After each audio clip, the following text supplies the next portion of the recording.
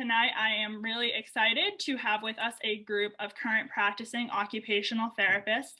They are here on a panel and they're going to share with us how they put the fun and functional every day as practicing occupational therapists. At the conclusion, when we get to know a little bit more about our panelists and what they do from day to day, we'll open up for a question and answer session.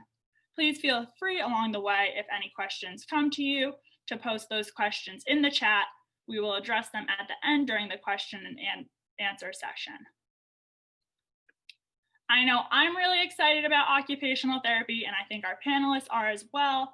If you're in attendance and you're also excited about occupational therapy and are looking to begin your career as an occupational therapist, I hope you'll consider Roberts Wesleyan College's applicant entry-level occupational therapy doctorate program to help you reach your career goals. If you are considering admissions, please feel free to reach out to Marissa Kocher. And if you're looking to learn more about the program, please feel free to reach out to me or to our program director, Dr. Jane Knowlton.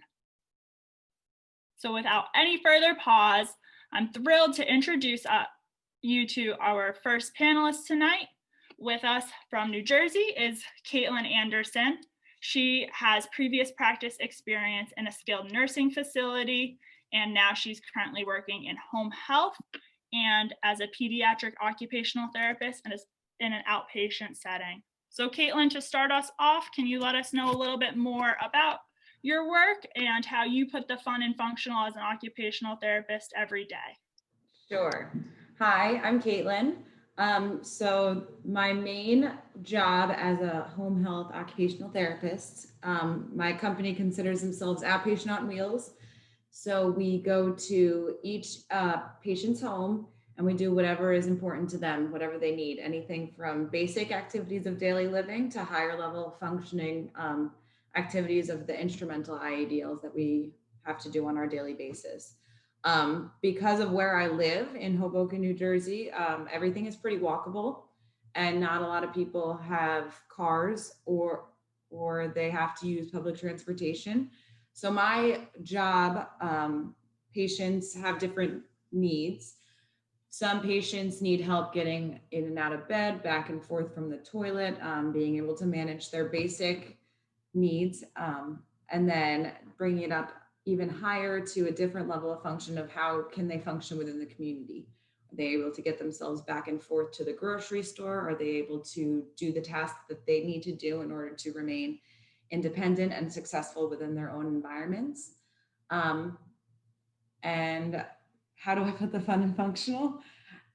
It's something that we do every single day by just using our unique skill set and being able to figure out what problems the patient is having and how we can help address it by not just doing the same repetitive things every day. Every single patient and every single day is something totally different.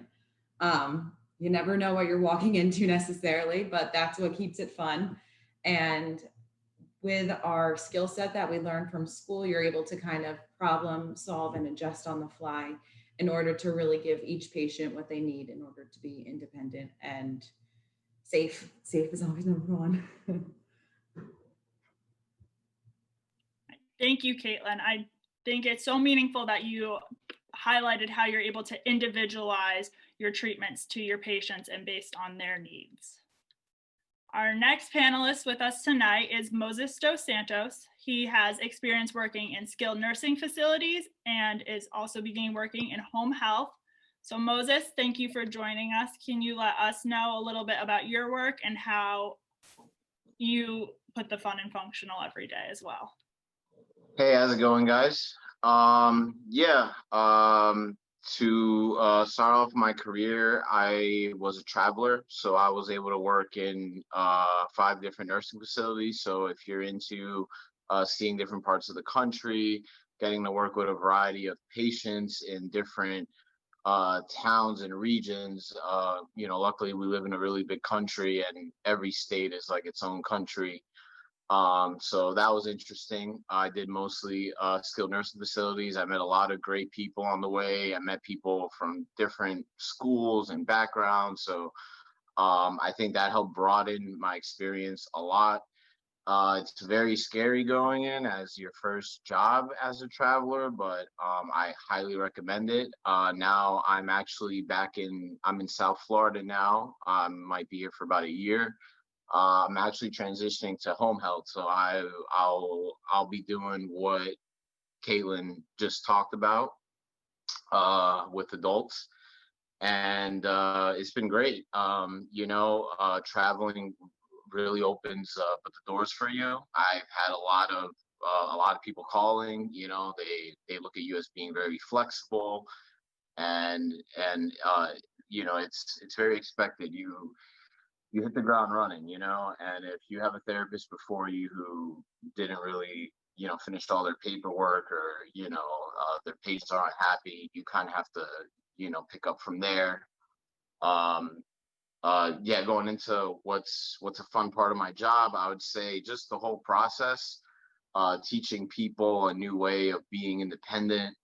A lot of people have this mindset of doing things one way, and as an occupational therapist, you can teach them to do it in a variety of ways. It's not just one way of doing things. The other thing is the boomer generation that we treat. They have this mindset that everything is one way, and when we get older, that's it. Things slow down, and it's our job as therapists to show them that no, that's not how it is. It's important to maintain your independence. And I've worked in regions where people are very old school and really set on their ways. And, me being from the tri-state area, big city boy, and I'm coming in telling them, hey, this is, how we do things differently. So I think that's the most fun part of my job, is just showing people another way of doing things and developing that therapeutic relationship. You meet some great people on the way, believe me. I think that's the best part of my job. And yeah, just helping people regain their independence, and then seeing where they take it from there. Yeah, thank you for sharing that, Moses. It's really fun to know how many great places occupational therapy can take you, and it's fun to see on Facebook all the pictures of the great places you've been able to go. And I know independence is so important to a lot of people, so thank you for highlighting that, how you teach people to regain their independence. Thank you. Our next panelist here tonight is a former Roberts undergraduate student, Dr. Hannah Kreider-Letterman.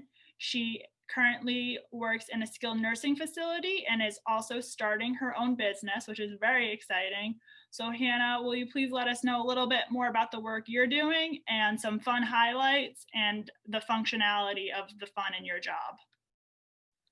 Sure thing. Thank you, Julia. Like our first two panelists, I work in a skilled nursing facility, PRN. So that means I get to kind of set the days and times that I'm available so that I can best serve the patients and clients that I get to meet. I agree with Moses. I think meeting different people from different walks of life and with different conditions really helps you learn a lot about both other people and also about yourself. And so it's really cool to have that opportunity to have that walk with people. As far as my business, I'm looking to bring occupational therapy into social justice settings. I had my capstone at a family homeless shelter earlier this year, and then I was able to expand out from there and make a lot of cool connections. So I'm pursuing a couple different funding opportunities and clients, including the Transit Authority and some other people as well. So a fun part of my job. I love it when a patient unexpectedly makes me laugh. That's probably my favorite part, is you are minding your own business and then they come out with something hilarious and you're just like, I was not ready for that. And you just kind of both lose it for a second and just have that very wonderful moment of humanness. As far as my business, I love learning new skills, trying scary things and overcoming my fear, and connecting with amazing people. Those are my favorite parts of the business aspect as well. Let's see. So the skilled nursing position allows me to empower people to take care of themselves and take their lives back after being sick or ill. My business is opening doors for me to create opportunities for people to engage in daily life that they may not have had before, and discover capacities and things that they're excited about that they did not know they had before either. So that's a great honor and a privilege. Yeah, thank you so much for sharing. I think we can all relate to when our patients come up with something that really makes us laugh. And I think it's so important that you're showing how you can use your occupational therapy degree towards starting your own business. That's very exciting. Our next panelist here with us tonight is John Doty. He currently works in an adult subacute rehab. So John, will you please let us know a little bit about your setting and how you put the fun and functional with your patients every day? Absolutely. Thank you for having me, Julia. I've been in adults now for about 2 years. I work PRN and a couple of other SNFs too, obviously, before all the craziness with the pandemic happened. And before all this happened, we were the bridge between the hospital and the home. So not only getting them strong enough to go home, but figuring out what kind of care they're going to need at home, whether it's home health or outpatient. And it's really cool because we get to talk to a lot of other disciplines about what they can also offer after we've had a couple of sessions with them. So we're very short term.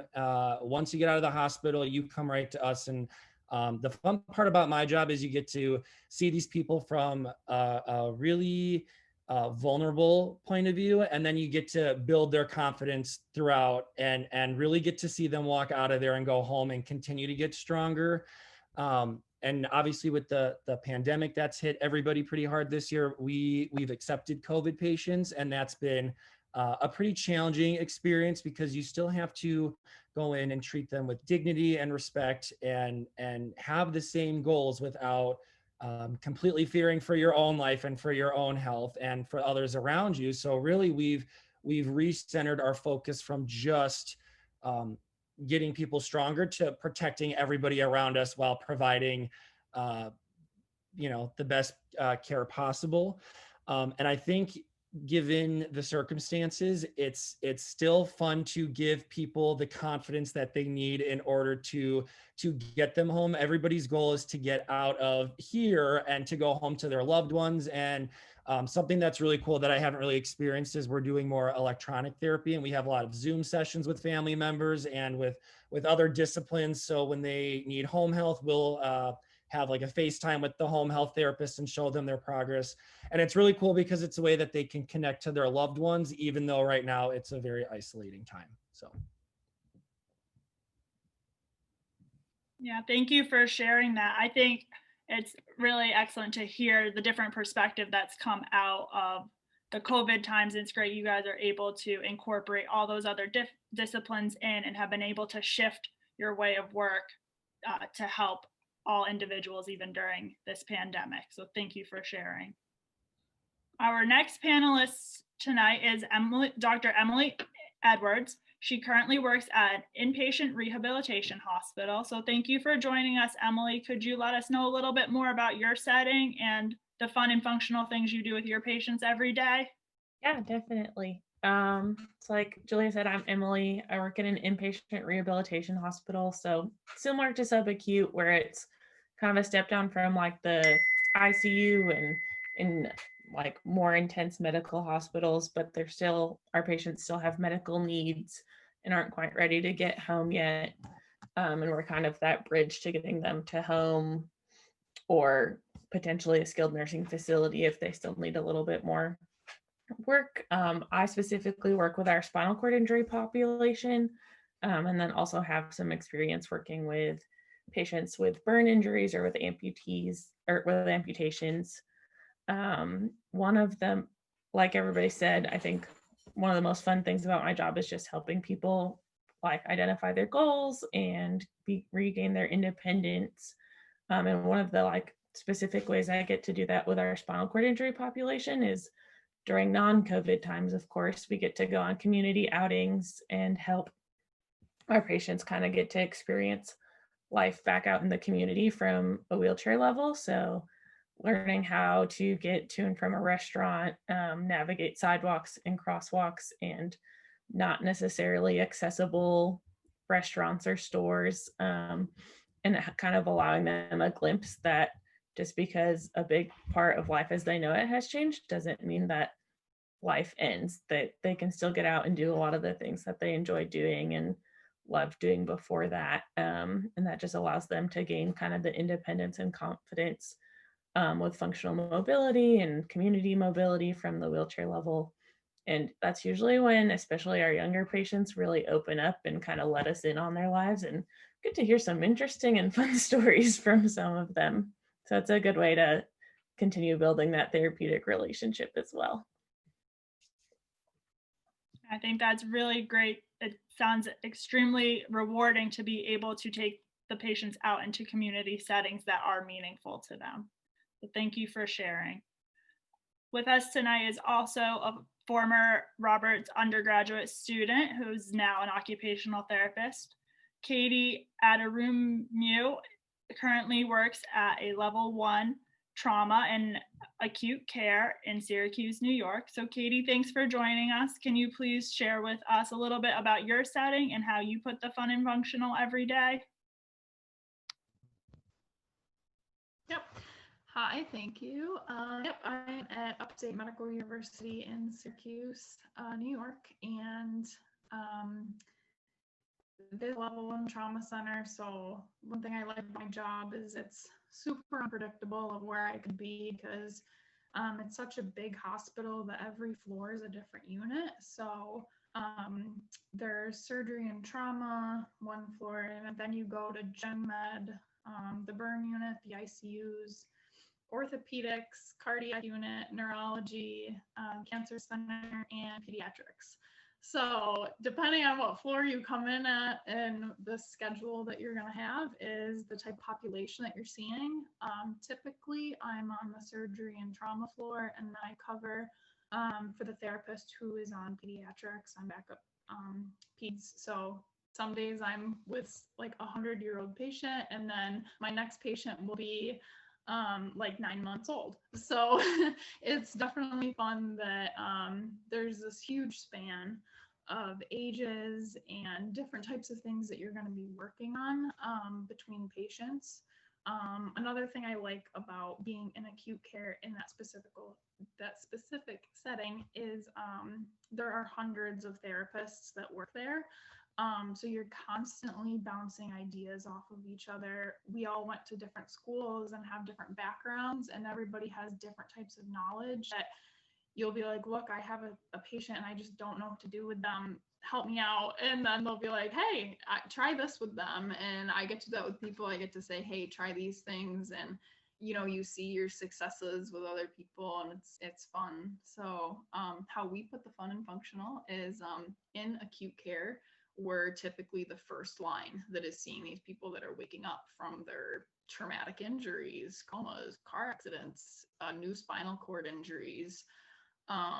And it's very raw and emotional because they're just discovering that, they might not have the limb that they had yesterday, or that family members are discovering that their loved ones now have spinal cord injuries. And so we're that first line going in, getting them out of bed and making them independent. So what I really like is that we're kind of being the people that stir the pot, and I walk right in, I throw away the bedpan, and I'm like, nope, you're not using that anymore. You're going to get up, you're going to use the bathroom, you're going to get to the code. People who are like non-weight bearing on both of their legs, I'm showing nursing how we're going to get them up into a chair without their legs ever touching the floor, or using a Hoyer, which kind of confuses people, and they're like, wait, no. And they're usually waiting for therapy to be the ones to come in, and they're waiting for our recommendations. So we're problem solving all together. The entire team is coming together saying, how can we make this person more functional and independent? For example, for spinal cord injuries, I'm the first person to put a toothbrush in their hand when they can't even use their arms. And I'm saying, you're going to brush your teeth today. And I'm the first person to come in and, help create schedules for TBI patients, people who are in polytraumas, neuro patients who have drains coming out of their brains. I'm saying, they're getting up today, and the doctors will even look at you like you're crazy. And so it's just fun to really stir the pot and be able to bring independence to someone who may have thought that they might not have any anymore. So that's what I like about my setting. Yeah, it all sounds very meaningful. I think you touched on so many fun parts between collaboration, all the different things you can see in just one setting, and how meaningful it must be to be with the person when they experience those first. So that sounds so rewarding. So thank you for sharing.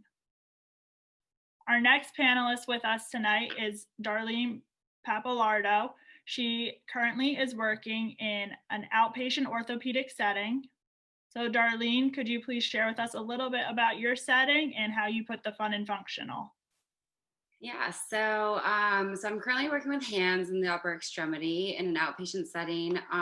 So all my patients are able to mostly drive themselves, or if not, somebody drives them in, they're able to walk. It's mainly hand injuries. Sometimes we do get a past like stroke injury, where they're trying to like maintain their strength and stuff, but I see like acute injuries or traumatic injuries, or sometimes just repetitive like epicondylitis, carpal tunnel. With the new COVID, everybody working from home, there's been a lot of lateral epicondylitis coming in. So I've been working on that a lot. So I help people kind of rethink their ergonomic setups in that case. So like rethink their desks and stuff, but I also work on making them a home exercise program as well as a program to do a lot more strengthening, getting that range of motion back, a lot of wrist fractures, a lot of finger fractures. Sometimes a lot of my patients right now have been in car accidents, and so they had surgeries and they can't move their pinkies anymore, or they can't move the wrists. I also get to make splints, which is really cool.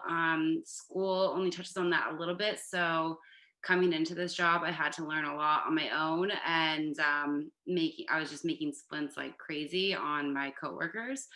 So that's been really fun. I also like about my job, I think it's fun, I just sit and talk with my patients basically for the hour that they see me. So I really like that I get to form a really close bond with them. They feel safe with me, they're comfortable. Sometimes they tell me things that they can't tell the doctors because they don't know how to talk to the doctors, they don't know what they're saying. So I'm kind of that middleman sometimes, where I can say the patient's telling me this, like, and I can refer it to the doctor and then refer it back to them to help them understand more about the injury. So I really like working very closely with the doctors. They'll call me right up and ask me what kind of splint I think that a patient should get for a certain type of injury, which is really cool. I also like just forming meaningful relationships and hearing crazy stories, like everyone said. Like, it's one really fun thing about our profession is that you really get close to people and they become very comfortable with you, and they will tell you anything and share anything with you. So I also like being able to see how far our patients come when they come in and they can't even bend their fingers, and then they're a few months later to a year later, depending on how they heal, like they could be lifting weights and dumbbells again by the end of the time that they're seeing me. So it's really cool to help them get back to their normal daily life, daily routines, leisure activities, working again. We see a lot of workman's comp patients, so they were hurt on the job. So we work really hard to get them back to work and being able to be a normal life again. I think that sounds really great. I might need some recommendations for my workstation.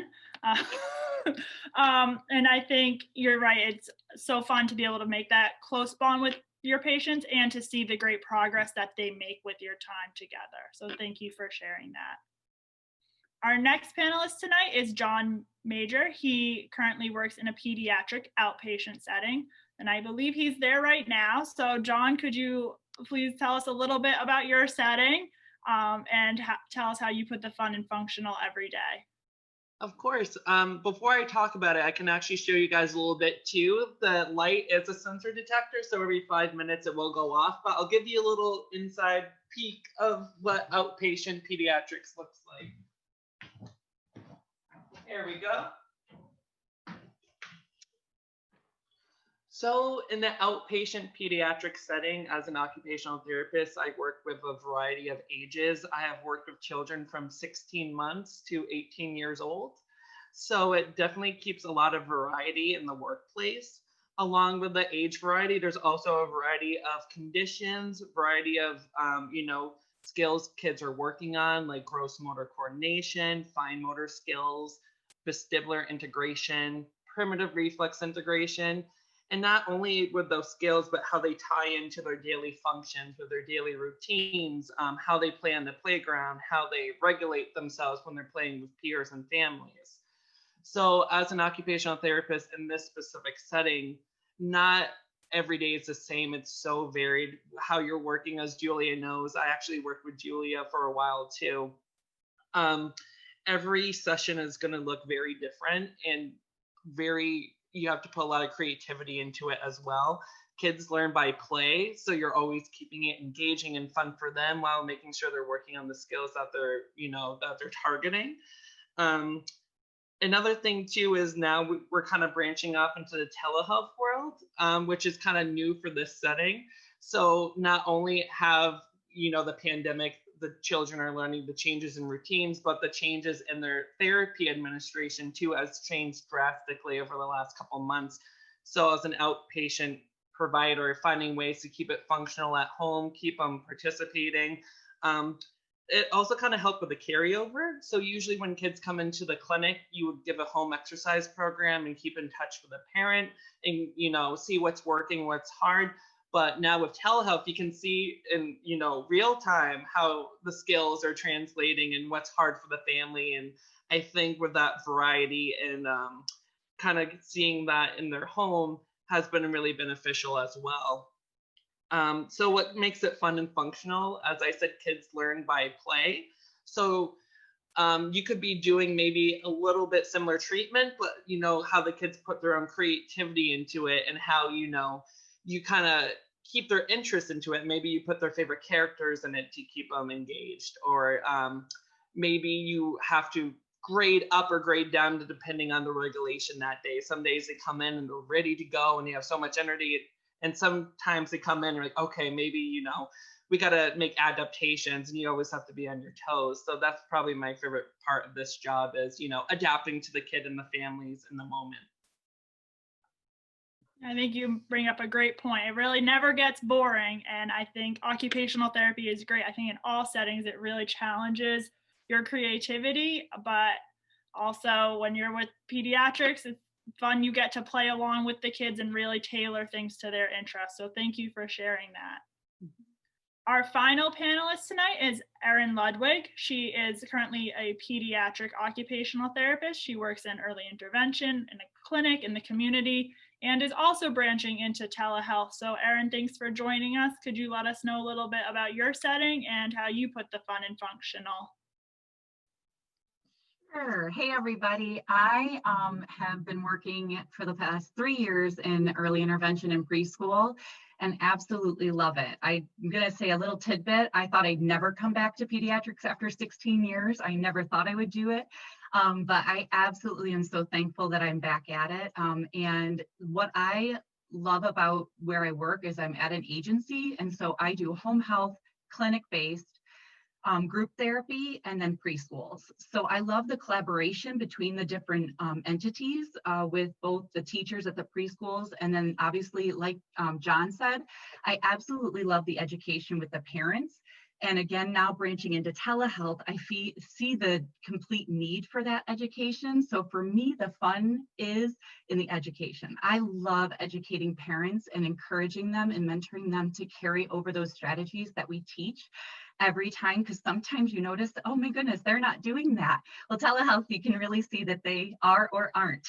But I think we get that more interaction with them instead of them potentially leaving that room or us just taking the child with us. The other thing that I think is really cool about my job is that I love being a detective. We get a child in that has this diagnosis that kind of doesn't make sense. It's just maybe a developmental delay, and we get to really kind of see what's going on with the child to really pinpoint the activities that we get to create for them. And again, mimicking what John says, the creativity in this job is incredible. And the adaptation of being flexible is really, really fun in the population that we get to serve in pediatrics. So. Thank you. I love how you described it as being a detective. It's really our job to find out what's going on and how we can address it. And I think you touched on a great point with working with the families. We're not just working with the child, we're seeing what's meaningful to their entire family. And I think in all settings, we have opportunities to collaborate with other professionals, and we can learn from them, and we can help them carry over some of the skills we're working on. So I think that's a really great point. So that was all of our panelists for tonight. So thank you all for sharing a little bit about your settings and how you put the fun and functional. Everything sounds like so much fun. I think I'm ready to go out and do it all tomorrow. But we're gonna just go ahead and open up the chat for any questions. If any questions have come in so far, if Marissa, you wouldn't mind sharing those with the group. And then if somebody has an answer, you're feel free to unmute and go ahead and answer it if you'd like. Thank you. Perfect. So we do have one that's come in so far. If you could share your educational background as it relates to your thoughts on the professional benefits of a doctoral program versus a master's program in the OT field, that would be really great.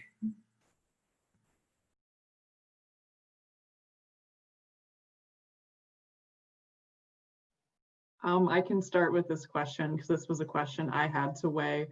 I ended up going with a doctorate at the time because I liked that I got to do a doctoral capstone, so that I got to do my dream job for 3 months. And that's a big part of what attracted me to the degree. I've had a lot of conversations about this because it's actually quite a point of contention in the field right now. And I've heard mixed reviews from different therapists and students alike. I think both are very valuable degrees, and you can do really incredible things and make a wonderful difference in people's lives with both. I think the doctorate opens some doors for teaching and for research, but depending on the school, you can do those things in a different capacity. Unfortunately, the field isn't as consistent with how they launched the doctorate. And so there's some, not to say anything bad, but again, that's been part of the conversation. And so right now the degrees are similar, but the doctorate does allow some other opportunities that if those are things that resonate with and are important for you, that can be important to pursue.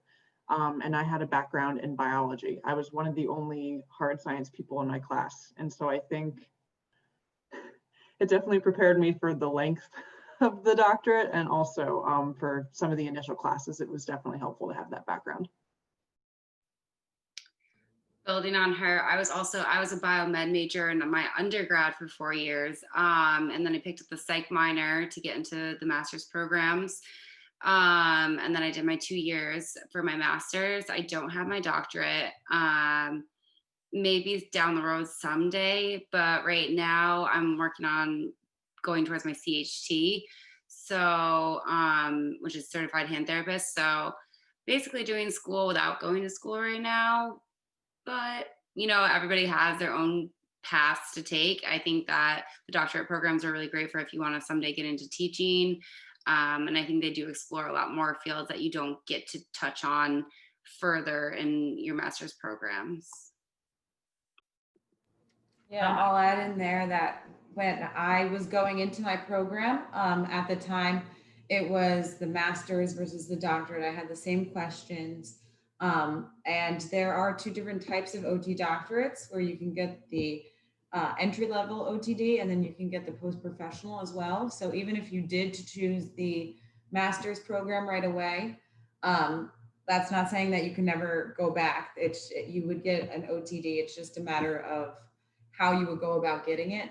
And I think it is a lot of what you want out of the field. If you want to get in there, a lot of it is the length. The biggest thing for me was at the time cost and length of time that I was going to be spending. So there is that extra year component that no matter what you have to consider.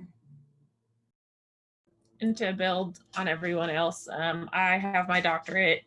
And then I think they're like Hannah was saying, both have their pros and cons. For me though, like the doctorate has allowed me to teach. So I'm also an adjunct professor at Belmont University here. And so that's been nice to have that opportunity. I think it also prepared me a little bit more for like research and program development. So I'm working towards trying to do a lot more program development at my hospital. And we had a whole summer of classes on like management and program development. That was really helpful to me, and that a lot of my classmates have kind of branched out and done more like program development and starting their own businesses and that kind of stuff. And a lot of them credit that to the experience that we had through the doctoral portions of our program, like the capstone project and the specific classes on program development and management.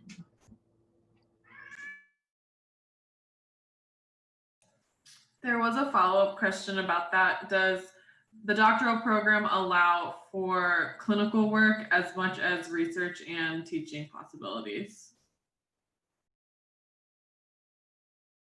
Yeah, you still do your 2 like level 2 field works, which is 2 12-week rotations. I think some schools do it differently, but for the most part, 2 12-week rotations. And then your capstone project can be in a clinical setting, but has to have something more attached to it. It can't just be a third field work. So it's clinical setting plus program development or plus research, or it can be in a community setting or educational setting, that kind of stuff. I don't know if anybody has anything else to add, but it's just as much clinical experience as it is the other things as well.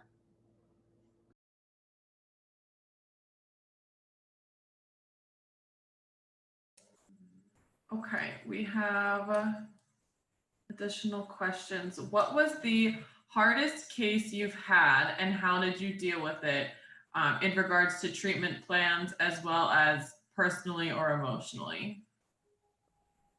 I'll take this one. If you all have 4 hours, I could go on and on. In my first job, which was also a SNF, you realize that you can only do your best with some of the cases that you have. You can't fix everything. You sometimes put a Band-Aid over a bullet hole, and you have to just kind of go with it. I had a patient who was a repeat offender, and this person was just consistently declining every time they came back. And I remember that the family was begging for continued therapy, and the patient was not. And I remember when I did the evaluation, it was so bad that the PT had to come in with me, and the patient threw the weight chair and tipped it over. He screamed every obscenity that you could think of.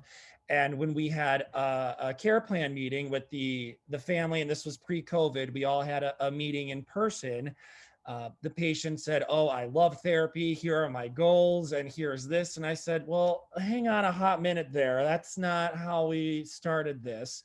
And throughout this patient's stay, the patient would tell the family one thing, and the family would believe them, and then it sort of turned into the therapist versus the patient, and he said, she said.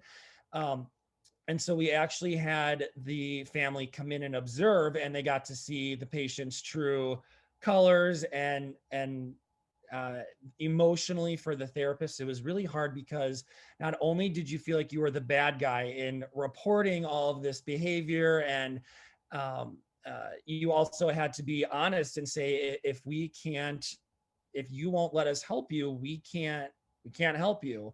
And it really kind of gets you thinking that you have to, one, get creative with your treatment sessions, and two, you really have to have great communication skills and be as transparent as you can.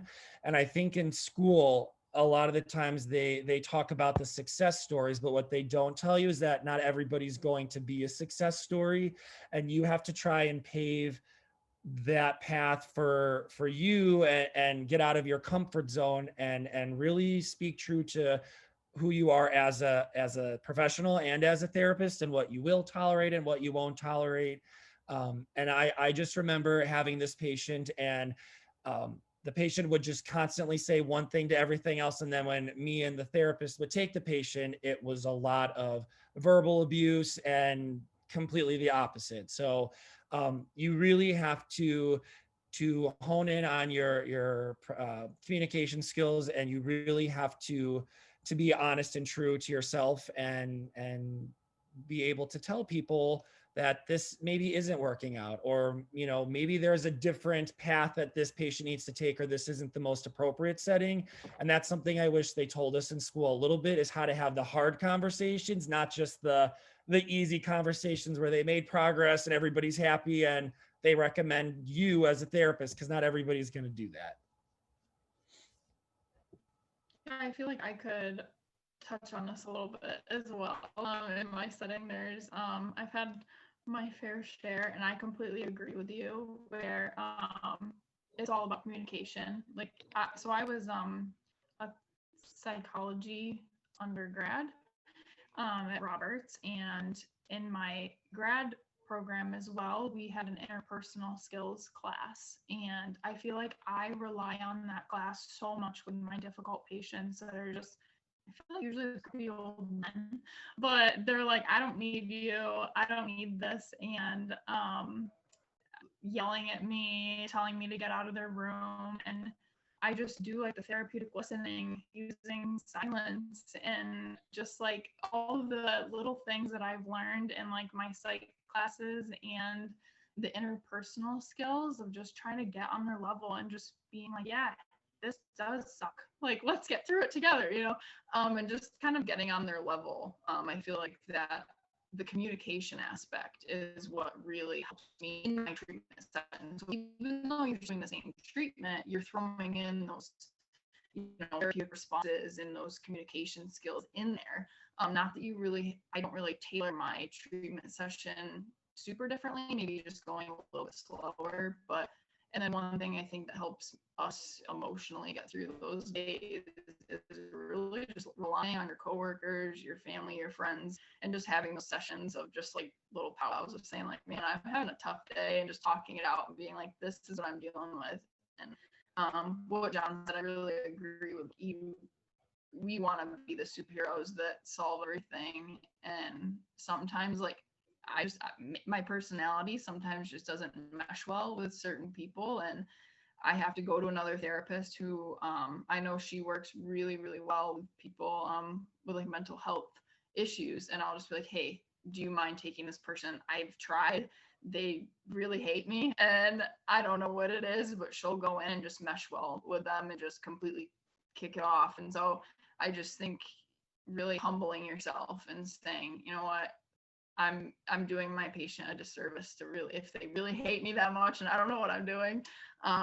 Yeah, I think that's what I do. I don't know about anybody else. Mine's kind of along the same line. It's sort of like John's, one of the things that he said, but early in my career, I worked in acute care, and I saw a lot of frequent flyers, people that come in and out, as you guys know, in acute care. And specifically, I worked on the hospice floor. Well, at the time it wasn't the hospice floor, but a cancer floor. And so someone came back in and she wasn't aware. And we had developed a really good relationship the first time around. So I was very excited to have her back on my caseload. And she found out she was in end stage cancer. She had gotten the cancer back. And I would find myself sitting there, and we would do a little bit of therapy, but I realized I was there as a friend. We had become friends. And I realized at that time, when I started crying in her room, I no longer could be her therapist. That was probably the hardest decision I ever made, because she would refuse PTs to work with me. She would only walk with me. And I realized I was doing a disservice, and it was hard because she became so close to me that I had to tell my supervisor at that time that it was a conflict of interest. We had developed a deep relationship, and that I needed to remove myself as the therapist. And I had a heart-to-heart with her so that she would get the best care from other therapists, and I could just go in and not bill for that time, because I felt like that was really not appropriate and ethical at that time after that one session. So like John said, you got to make those hard decisions and realize that, you know, we can't always be the person for that person. And Katie said the same thing, and we just have to sometimes remove ourselves.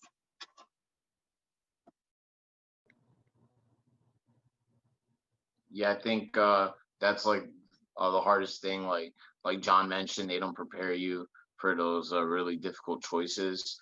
I believe in school, and you know, it's nothing against any of my professors, but what they try to inspire you to do is to just never give up. And it's really strange when you're like, when, you know, you're a new therapist and someone from your team, like, you know, says that for the first time hearing it, you're kind of like, what do you mean? You know, they're not going to get service or, and a lot of times, like for me personally, it's a lot of mental health patients that tend to be the most difficult.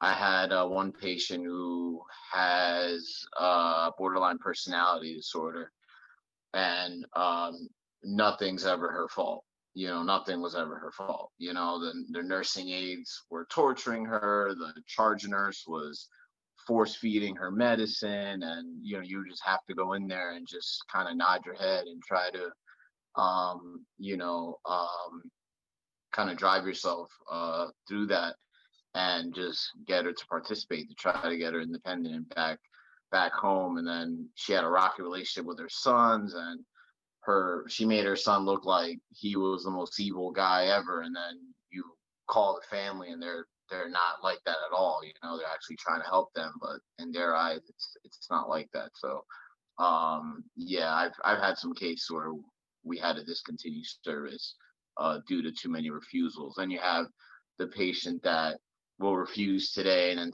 the next 2 days they'll be the like an A+ patient, and then the next day they're back to square one, to just making your life very difficult, and then the cycle goes on. So yeah, it varies. It really varies. But yeah, those hard conversations are really tough to go on. But that's why it's important to have a really good team around you and have those communication skills be very strong among your team. I mean, I had a coda that worked with me one time that literally I overheard her tell the patient, like, I'm not BSing you anymore. Like, are you going to work or not? And I kind of had to tell, like, all right, you know, we need to calm down a little bit. So yeah, it's really important to have a good team, and, you know, to have everyone be honest with one another, to, you know, because sometimes there's just going to be that patient who just does not like you, and they just don't want to work with you, but they want to work with the coda or the PT, and you just got to do your best with trying to get your team together to get your patient to work. Thanks everyone for sharing those. That was a really great question, Rachel. Thanks for sharing. We have 2 more questions, and I know we're kind of getting to the end of the time. So one relates specifically to Hannah's background, but everyone else is welcome to answer. What do you think is the most pressing social justice issue in the field right now? It depends who you ask. I think that's the biggest thing. There's social injustice for older adults. There's social injustice for kids. There's social injustice for people from different racial and economic backgrounds. And kind of to tie into the capstone question that was asked, was what was our capstone? I think I kind of asked myself, who gets the shortest end of the straw that I can possibly think of that would also be good for me to help? And my answer at the time for that was families experiencing homelessness. And so that's what I centered my capstone around, is that, you know, parents and children, whether it's, you know, economic, drug related, whatever it may be, has a really unfair hand of cards dealt to them, if you will. So I think a challenge for us as therapists in this next century is really, you know, delving into the areas of practice that haven't been explored as much. For wealthier medical areas, there's a lot of job opportunities, there's a lot of places to go in that, and it's still needed. That's something that's been really humbling about the last few months working in a SNF. Like, that can't go anywhere. We need to keep that justice for older adults and for kids, and those parts of practice need to stay. We need to expand into other social justice related settings, including people that don't have equity for engaging in daily occupations, whether it's, you know, having access to healthy education and work and healthcare and time to spend with your family so that you develop healthy relationships so that there's better outcomes. All those different things, those are all different things that we as OTs can address and can advocate for and work with our clients and patients for, that aren't being addressed as much as they could be given what we can do as a profession.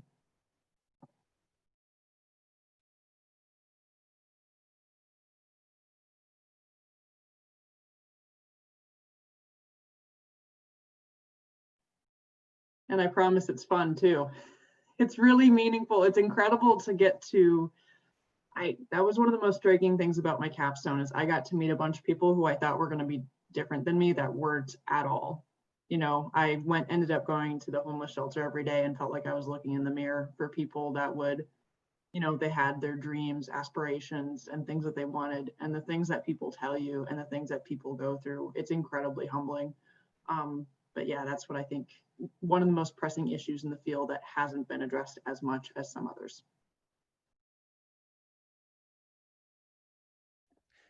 I think too, and for all those people who have worked in the older population, a lot of the elder population grew up in a different time, and oftentimes they say whatever is on their mind.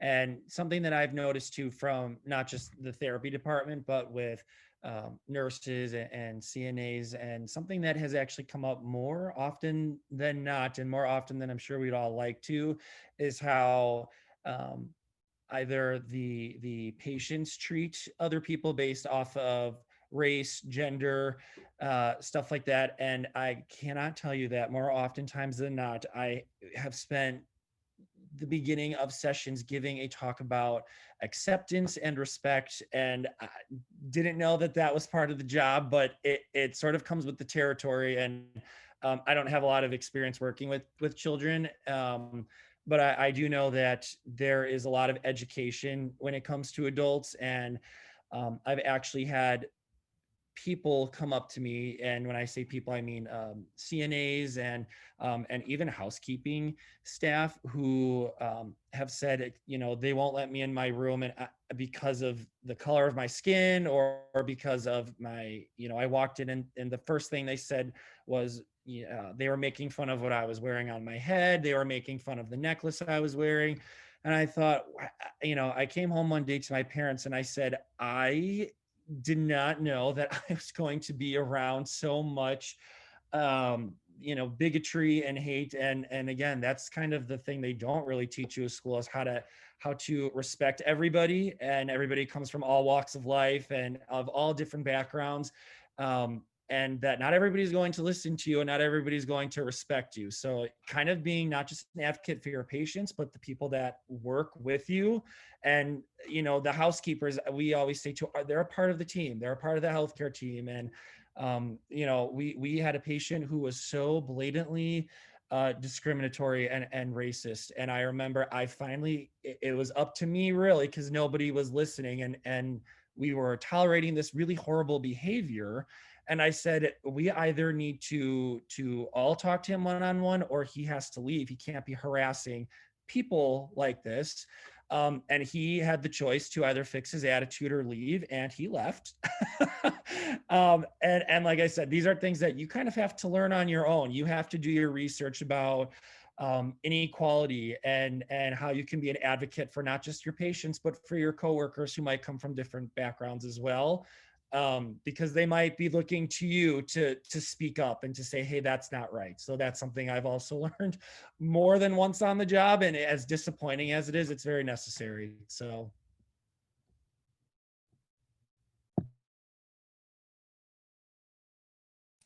Great, thanks. So the last question that we have is, for those of you who completed a capstone project, what was yours focused on?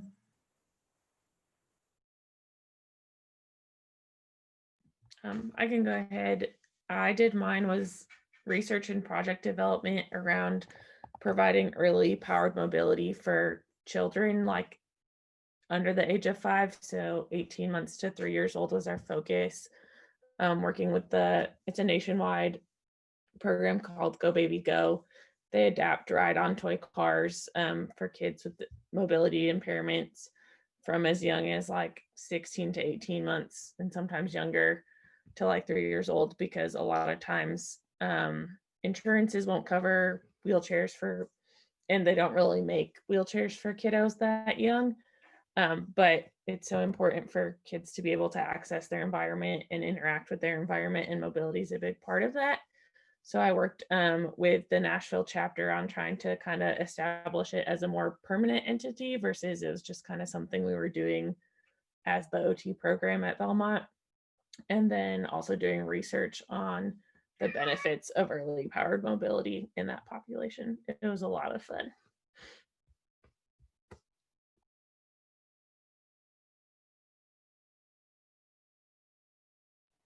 My capstone was an advocacy capstone, and so I chose to advocate for OT services for families experiencing homelessness, and I am in the process of publishing a journal article based on my experience in the community.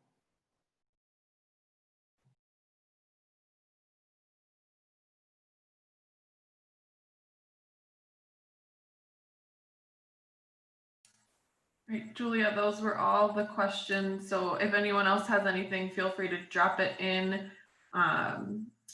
This is your last chance. So, and then we will wrap it up. My capstone was in relation to community services for therapy. So any services that were easily accessible, certain companies and certain certain programs around the community that can also involve therapy, homeless shelters, food banks, and we kind of made it into like a generational capstone project. So we started like the groundwork, and then we're hoping that the next class or the next class after that will pick up on it and continue it. So yeah, that was my capstone. All right, it looks like no more questions are coming in tonight. So I just want to thank you, all of our panelists, for taking the time to share all of this information. I think we had really meaningful conversation tonight, and we really appreciate all of you taking the time to share your knowledge and your experiences. And to all of our attendees, we also thank you for taking the time to be here. So I'm going to go ahead and end it for tonight, but thank you again. It was a lot of fun.